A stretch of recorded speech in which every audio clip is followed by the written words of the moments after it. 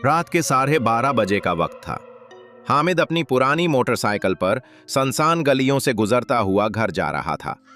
सर्द हुआ चल रही थी और बिजली जाने की वजह से पूरा मोहल्ला अंधेरों में डूबा हुआ था। गली के आखिर में एक पुराना दरवाजा था जो हमेशा बंद रहता था। लोगों का कहना था कि उसके पीछे कई साल पुरानी कोठी है जिसमें किसी जमाने में एक खूनखार खानदान रहता था। हामिद को बचपन से ही तजस्सुस रहता था कि आखिर इस दरवाजे के पीछे है क्या। आज अंधेरी रात में न जाने क्यों इसके दिल में ख्वाहिश जागी कि वो जरा करीब जाकर देखे। उसने बाइक रोकी और दबे कदमों दरवाजे के पास गया।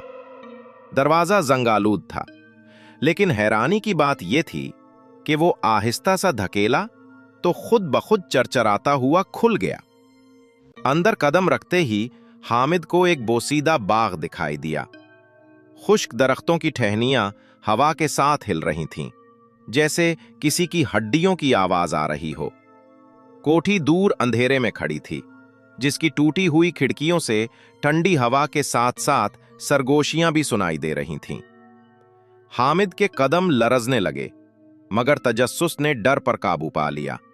वो आहिस्ता आहिस्ता कोठी के दरवाजे तक पहुंचा। दरवाजा पहले ही आधा खुला हुआ था। अंदर दाखिल होते ही